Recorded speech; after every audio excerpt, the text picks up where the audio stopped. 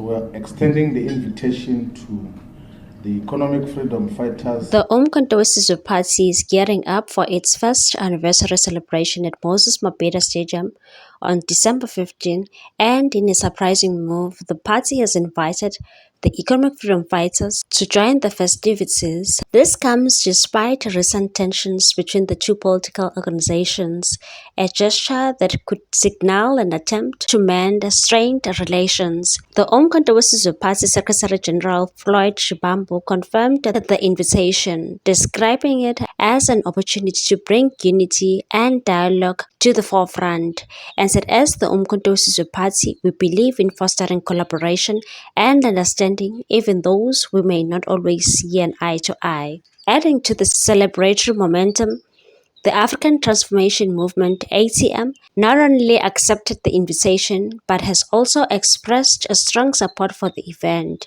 In a public statement, the ATM confirmed their attendance and encouraged their members to join the celebration in large numbers. The party has gone by organizing transportation to ensure its members can attend with ease. The statement said, "You may remember that on Sunday, 1 December 2024, during the TACC International Thanksgiving service in Bloemfontein, we were visited by the president of the Umkhonto Wesizwe Party, Honorable J.G. Zuma. In his speech, he invited all ATM leadership and members to the MK Party first anniversary rally, and we unanimously agreed that we will attend.